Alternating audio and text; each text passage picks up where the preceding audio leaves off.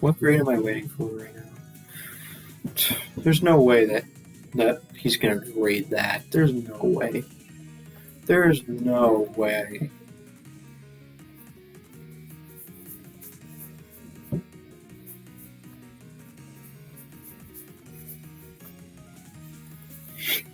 One day after the test, there's no way my professor's going to grade that test one day after it was taken.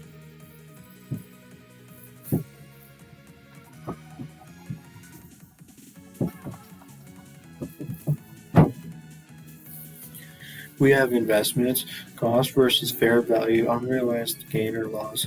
Total, we have fair value adjustment of negative $35,000, $550 for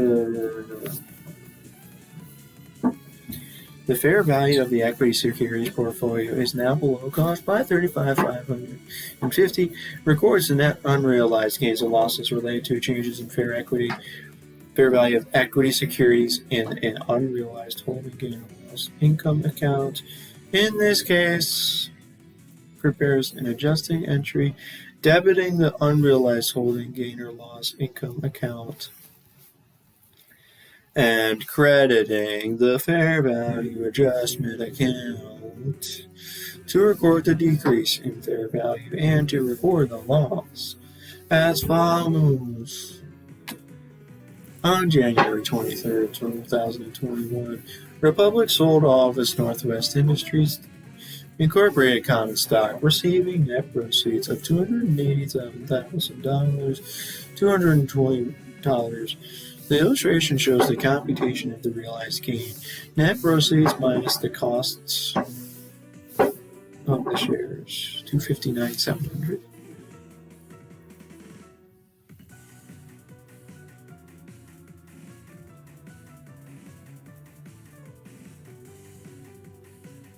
It's not. Gain on the sale stock. We have cash increased. Equity investments, we get rid of it basically. And you have a gain on sale of investments in addition. Assume on February 10th, they purchased 20,000 shares of Continental Trucking at a market price of $12.75 per share, plus brokerage commissions of this. So you have a total cost of this. So now your total cost was $256,850. The fair value. How did you get that fair value? Where'd you get 278 something? Did they just give that to you or what?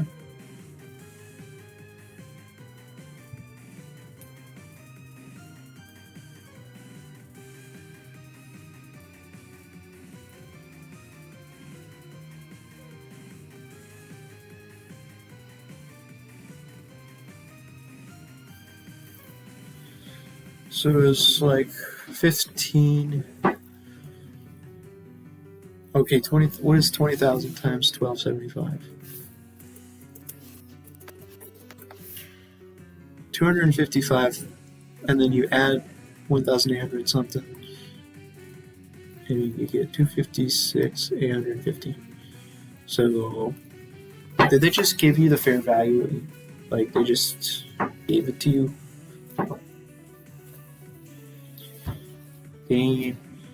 At December 31st, 2021, the fair value of Republic's equity securities portfolio exceeds the cost by $64,250.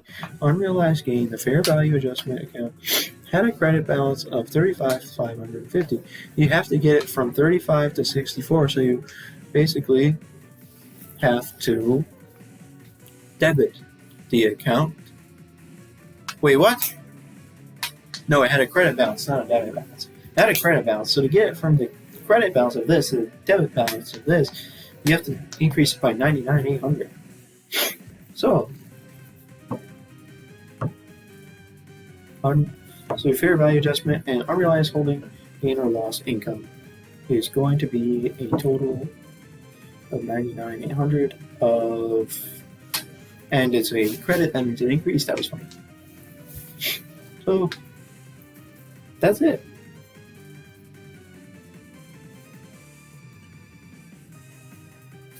And now we have the holdings between 20% and 50%.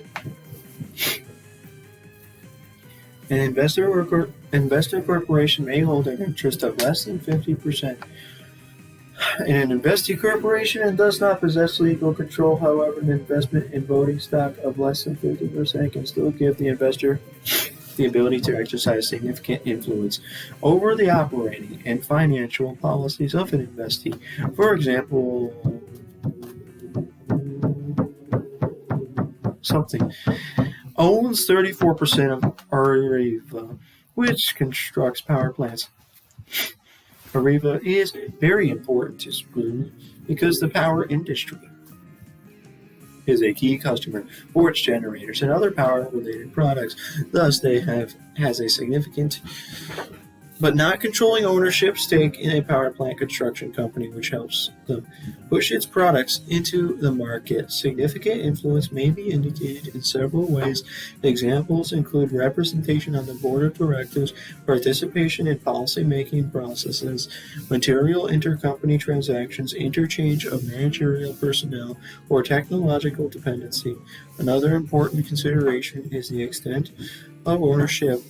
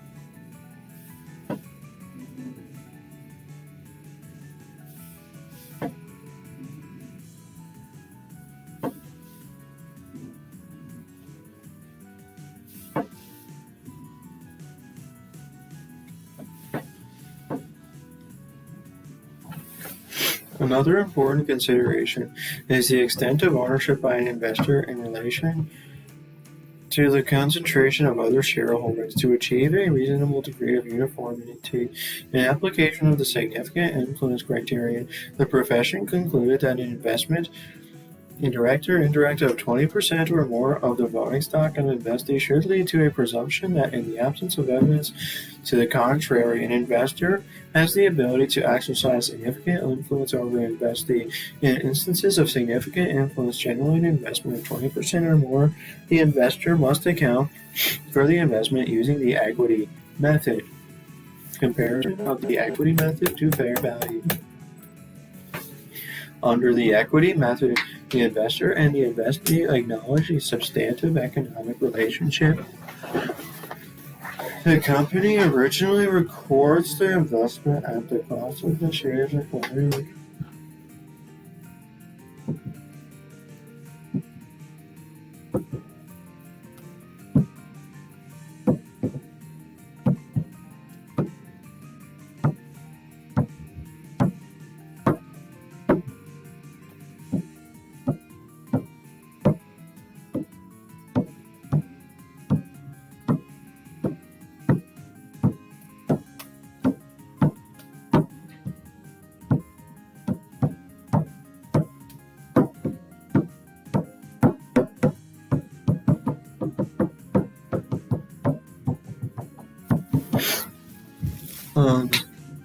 The company originally records the investment at the cost of the shares acquired, but subsequently adjusts the amount each period for changes in the investee's net assets. That is, the investor's proportionate share of the earnings, losses of the investee periodically increases, decreases the investment's carrying amount. All cash dividends received by the investor from the investee also decrease the investment's carrying amount. The equity method recognizes that investees earnings increase investees' net assets, and that investees' losses and dividends decrease these net assets. To illustrate the equity method and compare it with the fair value method, assume that Maxi Company purchases a 20% interest in Mini Company. That was funny.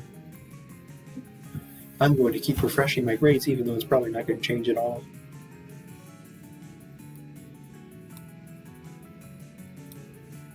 I need to find something else to look at all the time. How about nothing? How about you just don't look at anything? Because it's distracting.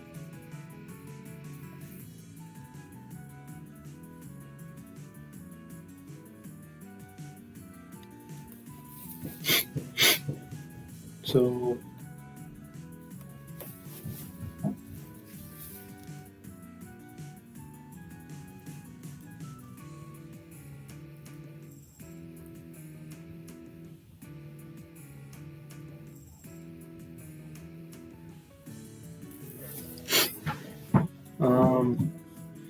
to apply the fair value method in this example, assume that Maxi does not have the ability to exercise significant influence. Where this example applies to equity method, assume that the 20% interest permits Maxi to exercise significant influence. The illustration shows the entries. So first of all, they acquired the 48,000 shares, 20% of the Mini Company common stock at a cost of $10 per share, so 480,000 equity investments in cash. Same for both. Now, for the year 2020, Mini Company reported net income of $20,000. Maxi's company share is 20% or $40,000. So, for the fair value method, there is no entry. For the equity method, you report, you have. Oh, that's gotta be a mistake. One of these is supposed to be a debit.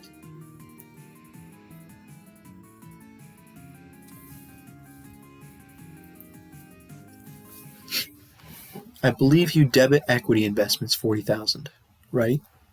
Like, why would they both be a credit? That doesn't make any sense. That's gotta be a typo. I'm just gonna assume it's a typo. So you have debit equity investments 40,000, credit investment income 40,000. So you have investment income and equity investment. Equity investment increases and investment income increases. At December 31st, 2020, the 48,000 shares of Mini Company have a fair value market price of $12 a share, or $576,000. So the fair value changed. So for a fair value method, you have to record the change in fair value adjustment, and unrealized holding gain or loss, income. And for the equity method, you do not record a change in fair value. And then on January 28, 2021, Mini Company announced and paid a cash dividend of $100,000. Maxi Company received 20%, or $20,000. So, therefore, for both methods, it looks like the same, although there's one slight difference. When there's a dividend declared in the fair value method, you record cash increase and increased dividend revenue. However, if you have a dividend declared in the equity method, you actually, instead of crediting dividend revenue, you actually decrease the equity investments account. You decrease the equity investments account by $20,000 instead of increasing dividend revenue. For the year 2021, Mini reported a loss. So, that's the same thing as before, except it's a loss instead of a gain. Investment loss and equity investments decreased. And now we have the fair value, and again, it's the exact same thing as before.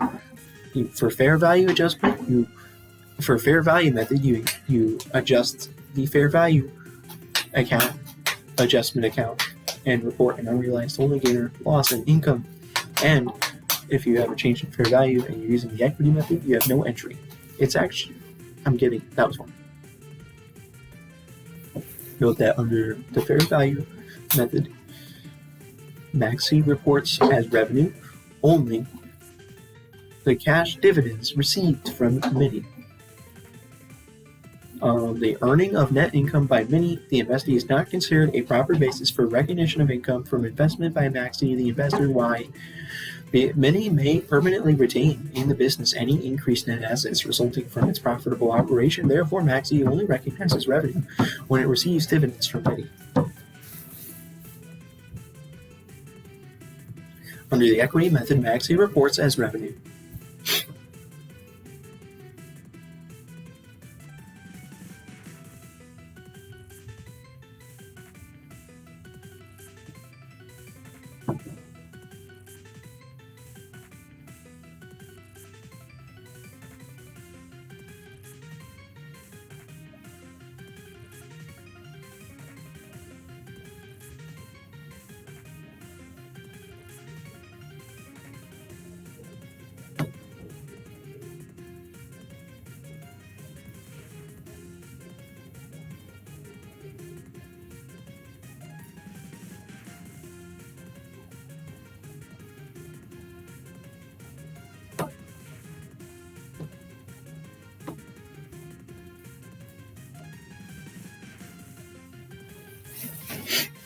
Okay. Under the equity method, MAXI reports as revenue its share of net income reported by Mini. MAXI records that cash dividends received from Mini as a decrease in the investment carrying value.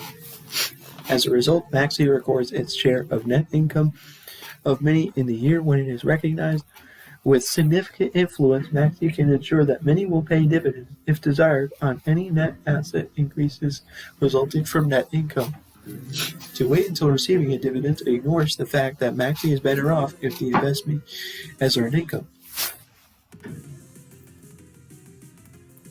Using dividends as a basis for recognizing income poses an additional problem. For example, assume that the investee reports a net loss. However, the investor exerts influence to force a dividend payment from the investee. In this case, the investor reports income, even though the investee is experiencing a loss. In other words, using dividends as a basis for recognizing income fails to report properly the economics of the situation. For some companies, equity accounting can be a real pain to the bottom line. For example, Amazon.com, the pioneer of internet retailing, at one time struggled to turn a profit. Furthermore, some of Amazon's equity investments had resulted in Amazon's earnings performance going from bad to worse.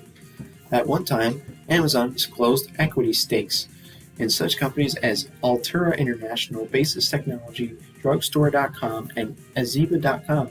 These equity investees reported losses that made Amazon's already bad bottom line even worse, accounting for up to 22% of its reported loss in 1 year alone.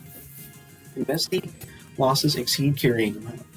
If an investor's share of the investee's losses exceeds the carrying amount of the investment, should the investor recognize additional losses? Ordinarily, the investor should discontinue applying the equity method and not recognize additional losses. If the investor's potential loss is not limited to the amount of its original investment by guarantee of the investee's obligations or other commitment to provide further financial support, or if imminent return to profitable operations by the investee appears to be assured, the investor should recognize additional losses. Holdings of more than 50%. Consolidation.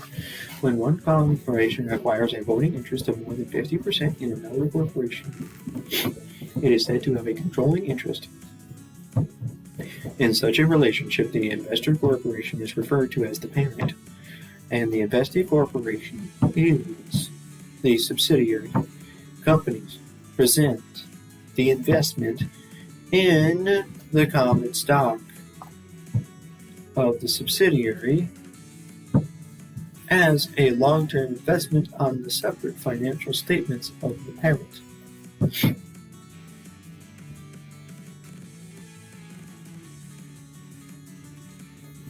When the parent treats the investment as a subsidiary, the parent generally prepares consolidated financial statements. Consolidated financial statements treat the parent and subsidiary corporations as a single economic entity. Advanced accounting courses extensively discuss the subject of when and how to prepare consolidated financial statements.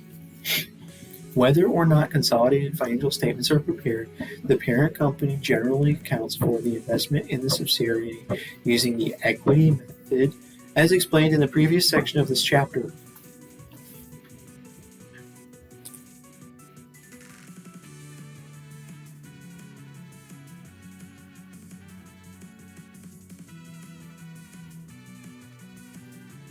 Wow, that was simple. Now we have one more learning objective. Hopefully we don't have to cover the appendices. Appendice. Appendice.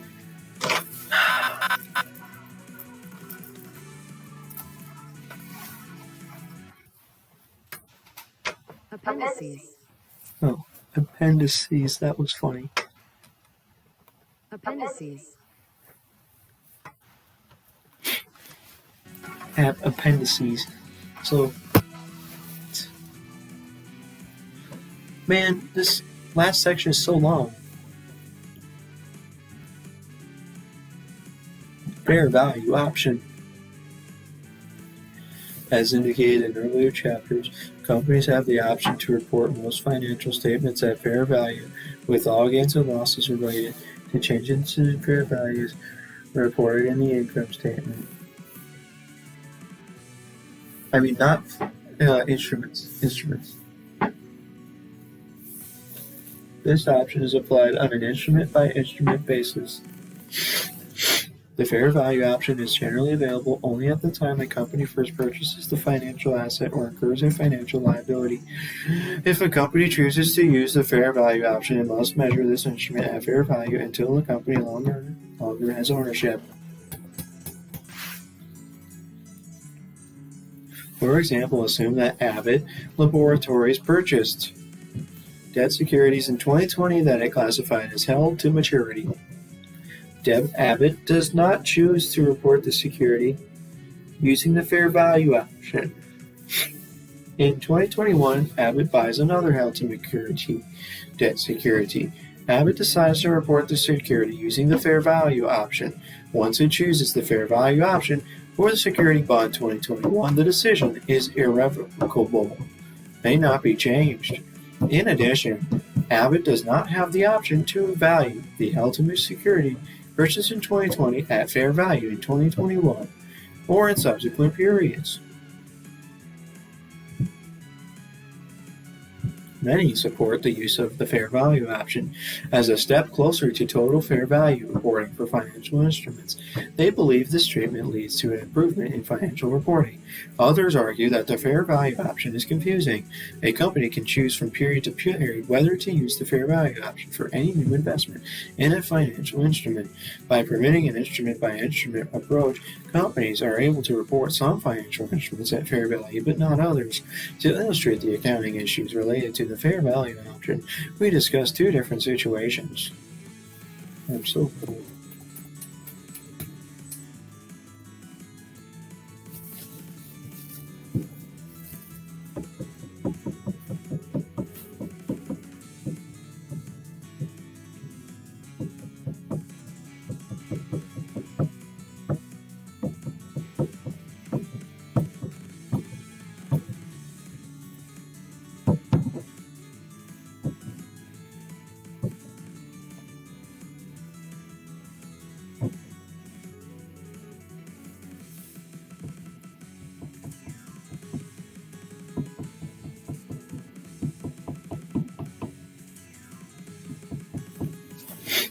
Available for sale. Debt securities illustration. Available for sale debt securities are presently reported at fair value, with any unrealized gains and losses recorded as part of other comprehensive income. Assume that Hardy Company purchases bonds in Fielder Company during 2020 that it classifies as available for sale. At December 31st, 2020, the cost of the security is $100,000. Its fair value is $125,000. If Hardy chooses the fair value option to account for the Fielder Company investment,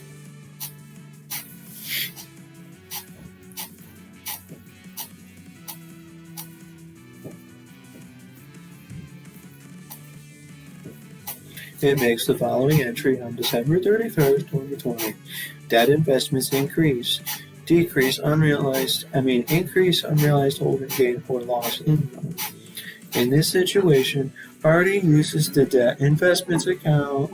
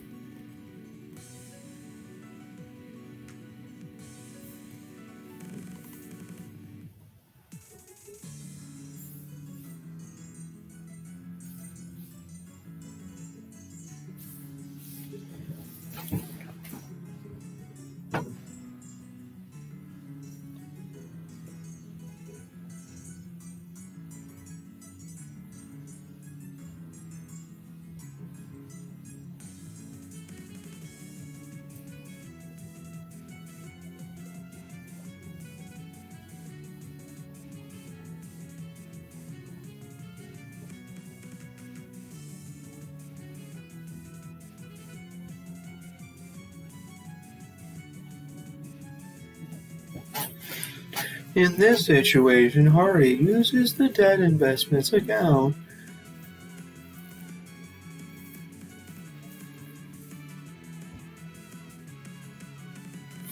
to record the change in fair value. At December 31st, it does not use a fair value adjustment account,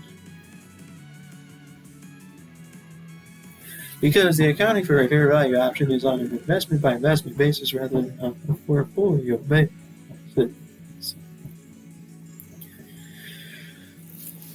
Because Hardy you option, the unrealized gain or loss is recorded as part of net income. Hardy must continue to use the fair value option to record this investment until it no longer has ownership of the security. Equity method investments illustration.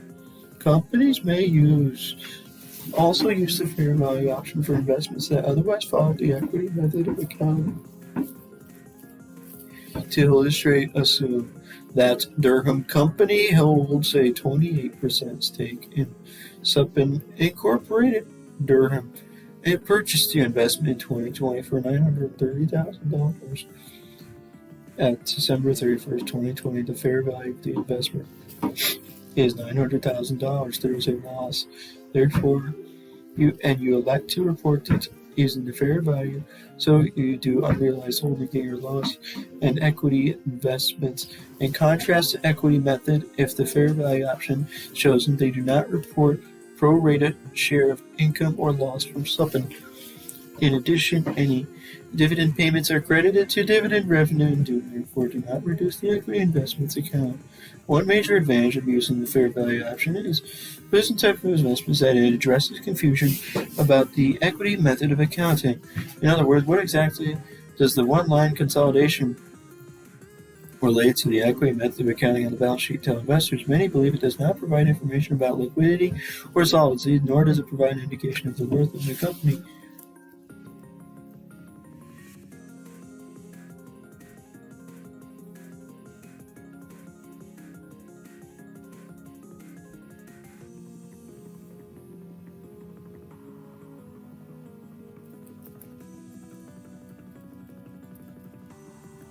Impairment of value receivables.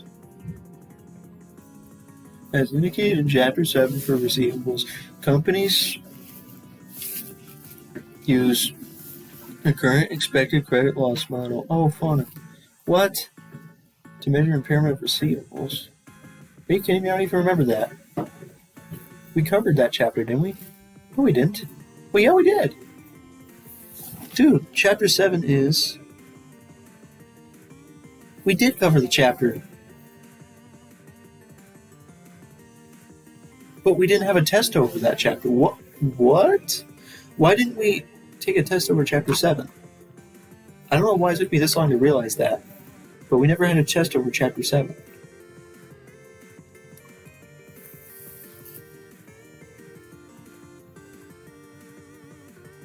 Yeah, we did. We had a test over chapter 4 and chapter 7.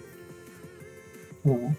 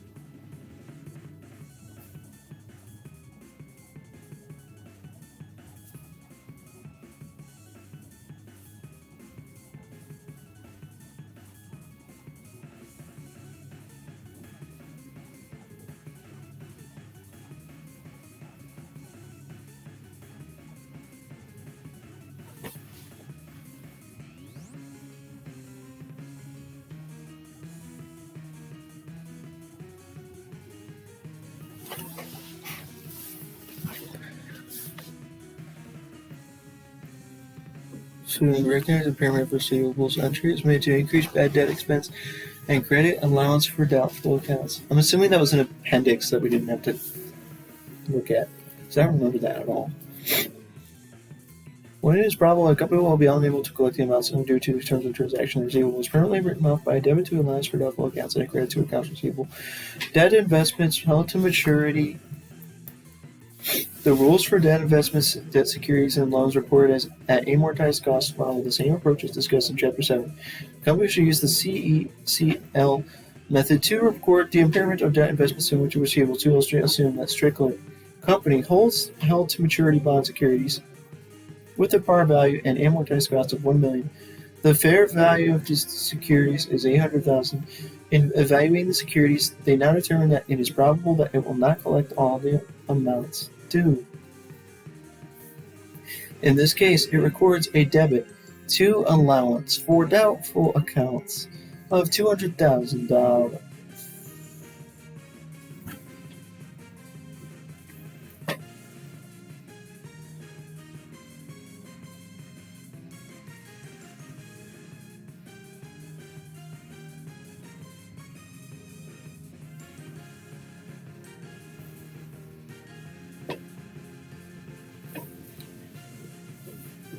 And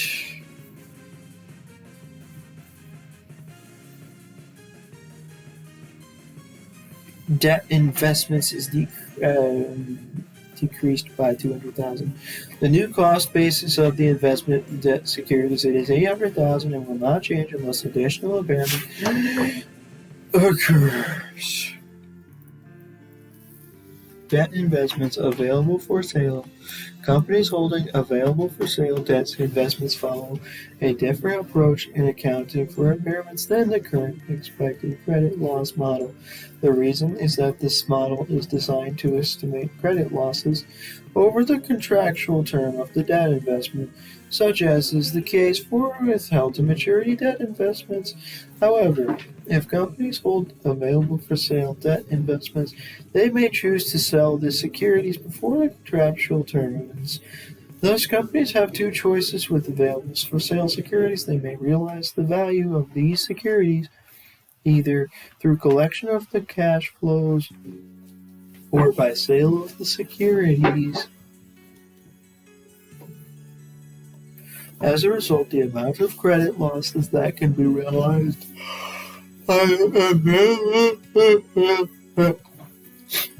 securities is limited to the amount that the fair value is less than amortized costs. In other words, if the credit loss exceeds the amount that the fair value is below the amortized cost of the securities, the company can sell the securities and thereby avoid The higher credit loss to illustrate a semi-colored company has an available for sale security with an amortized cost of $100,000.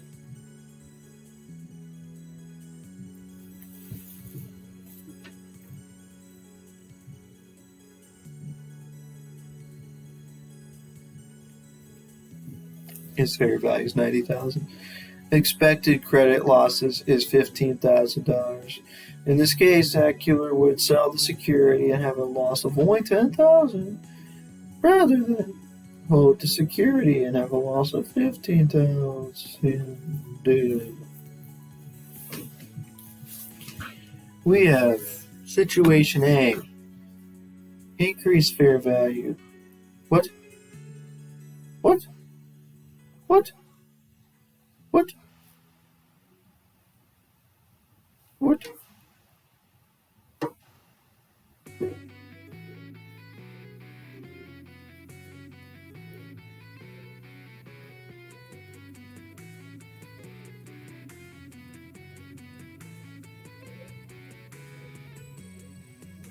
That has got to be a typo, dude.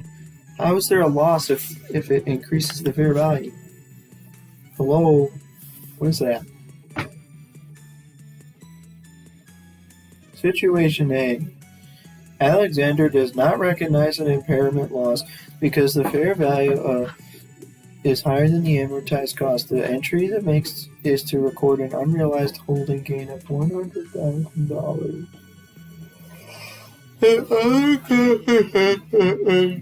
Fair value adjustment. $100,000. Unrealized holding gain or loss. Equity.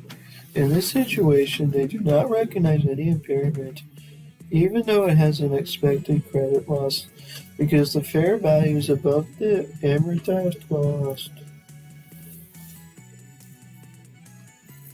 Situation B.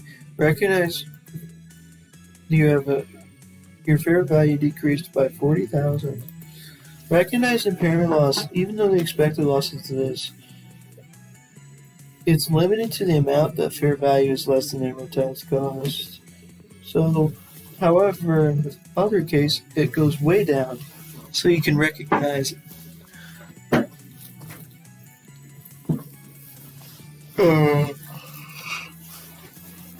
fair value went down by more than $110,000. In the other case, yeah.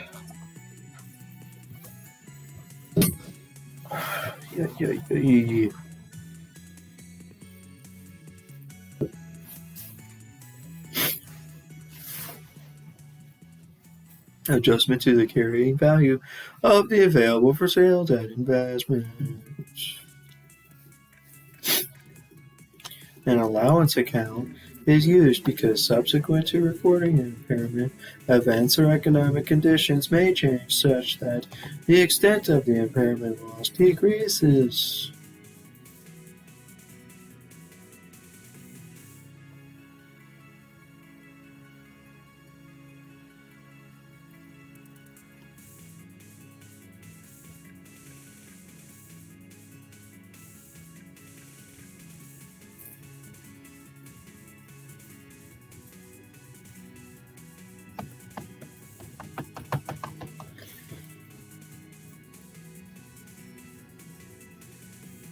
In this situation, for available for sale investments, some or all of the previously recognized security losses reversed.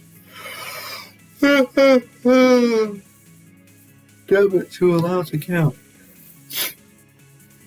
and a credit to bad debt expense. The reversal of impairment losses must not result in a carrying amount of the investment that exceeds the amortized cost that would have been recorded had the impairment loss not been recognized. Situation C. Alexander recognizes an impairment loss of $110,000 and an unrealized holding loss of $30,000.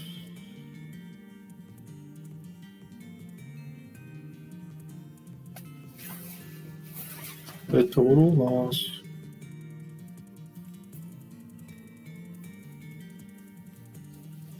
of $140,000 is separated into the following two components. The credit loss, or the amount representing the decrease in cash flows expected to be collected, and the non-credit related factors such as changes in interest rates, market volatility, and liquidity concerns of $30,000. So we have bad debt expense 110, unrealized holding gain or loss 30,000, allowance for impaired debt investments, fair value adjustment. In summary, companies recognize credit losses on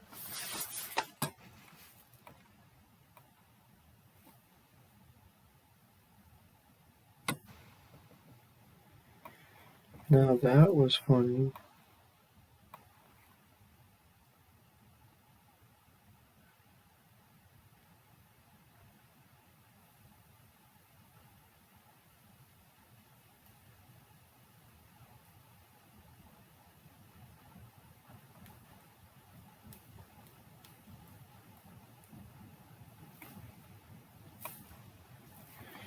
Now that was funny.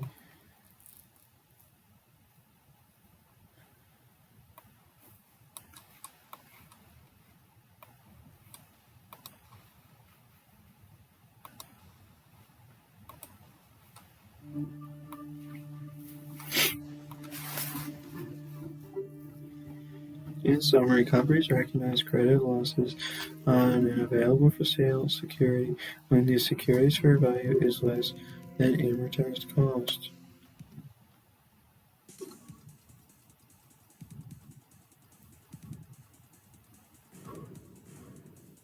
For held-to-maturity securities, a company can still report a credit loss even when the fair value is higher than amortized cost.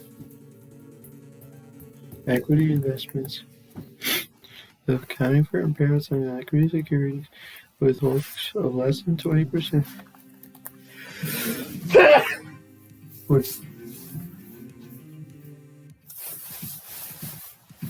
That's fun. But seriously.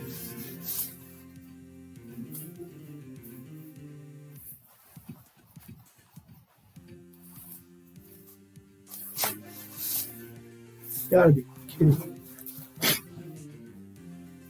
The accounting for impairments related to equity securities with holdings of less than 20%.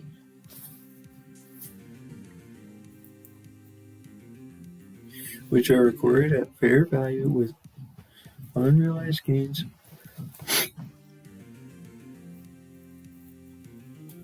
and losses through net income is straightforward. Its fair value is less than cost. The decline in value is reported through net income. As a consequence, it is not necessary to write off the individual stock investment unless a permanent impairment occurs.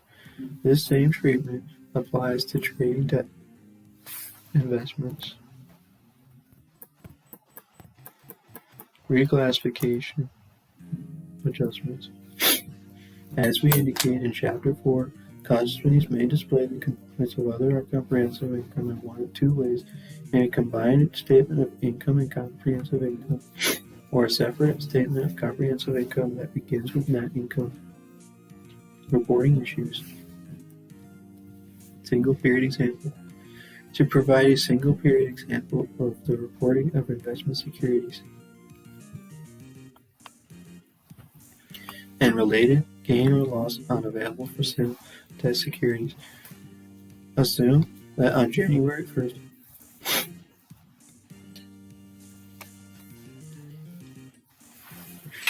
Assume that on January 1st, 2020, Hinge's company had cash and common stock of $50,000. What?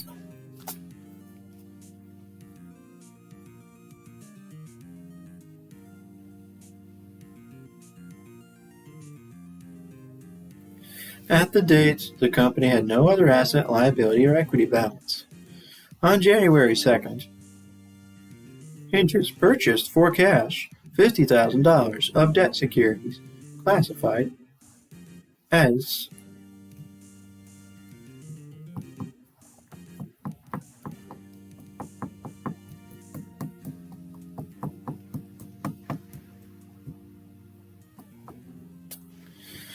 available for sale on June 30th, sold part of the available for sale security debt portfolio, resulting in gain.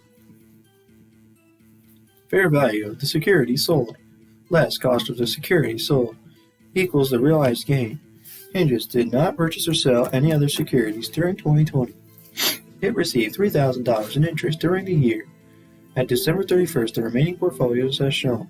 The fair value for portfolio less the cost of the portfolio.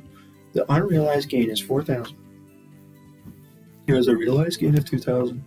Unrealized gain of $4,000. The income statement for the year is going to be this. Interest revenue is $3,000. What the? Oh, that was fun. It's already told you that earlier. Realized gain. Net income. It did not report the unrealized gain. It will be reported. Comprehensive income. Net income, $5,000. Other comprehensive income. Unrealized gain. Comprehensive income, $9,000. Shows the statement of stockholders' equity. We have common stock. What? You gotta be kidding me. It said cash and common stock. Are you kidding me? It's because I'm an idiot. $50,000. Common stock. Retained earnings. We have net income. And we have total comparative balance sheet. We have cash.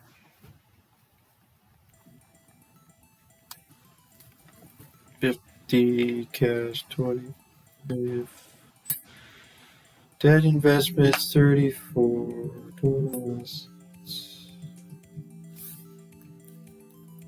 This example indicates how an unrealized gain or loss on available for sale debt securities affects all the financial statements.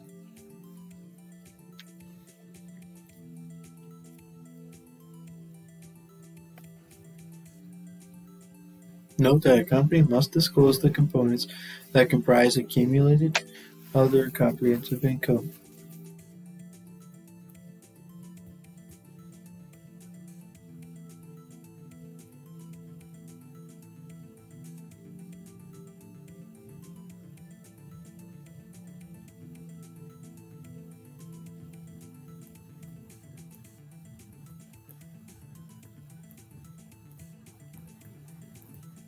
Multi-period double counting of the realized gains.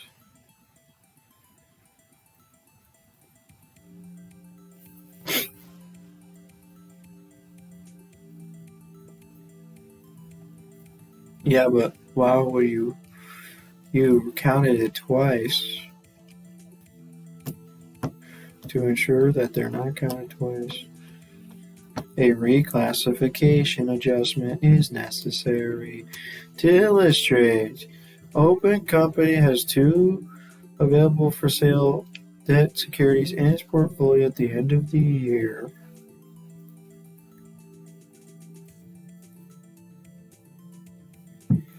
There is a unrealized holding gain of $40,000.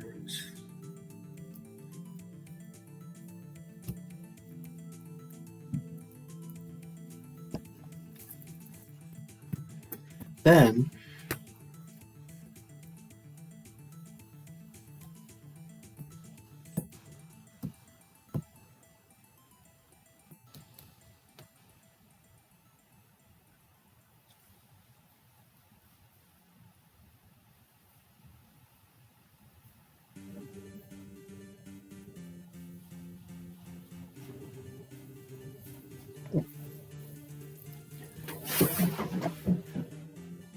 so now you transfer the gain to You transfer the unrealized holding gain to accumulated other comprehensive income by getting rid of the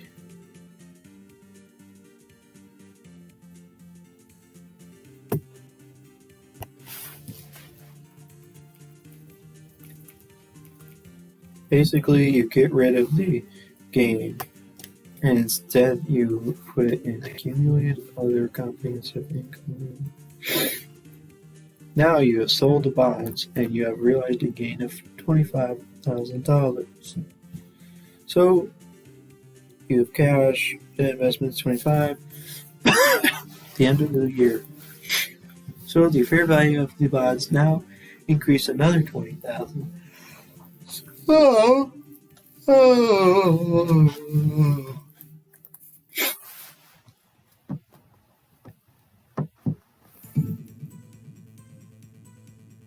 So basically,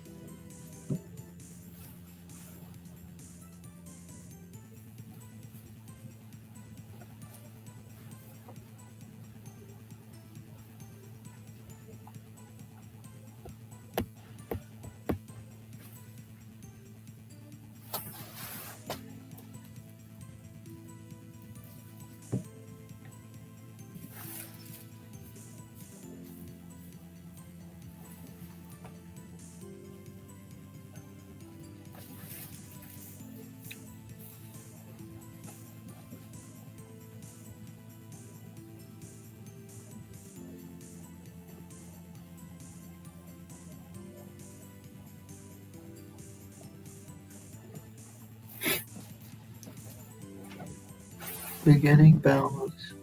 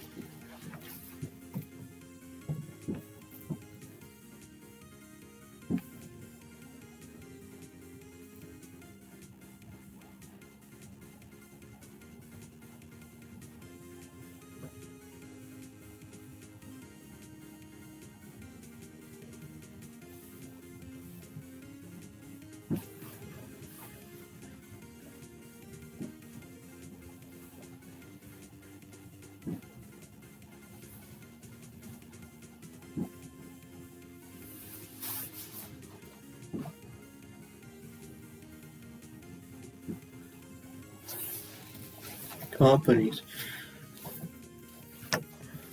Transfers related to debt security. Companies account for transfers between any of the categories of fair value. If a company transfers available for sale debt securities to held to maturity investments, it records the new investments held to maturity at the date of transfer at fair value in the new category. Similarly, if a transfer is held to security to available for sale, it records an investment at fair value. This fair value rule assures that a company cannot omit recognition of fair value simply by transferring security to the held to maturity category.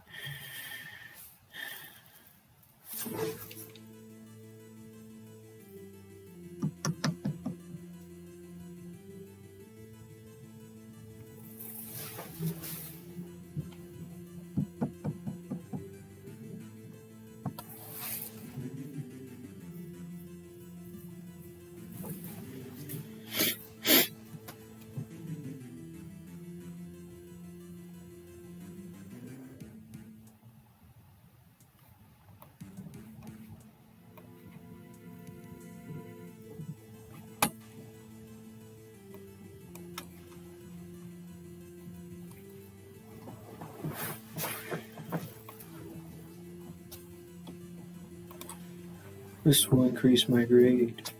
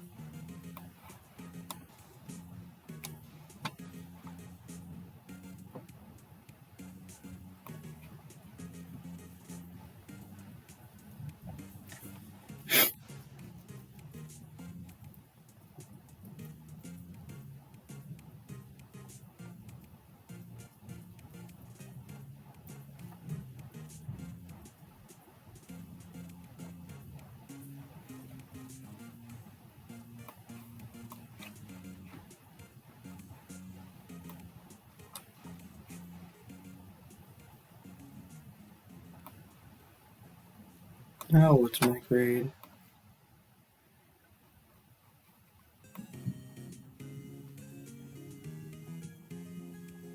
What was the grade before? I can't even remember. It barely even increased.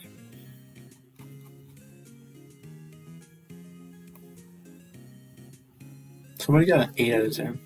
Well, it's probably because they're not done with it yet. Because it's impossible to not get 100% on it, right?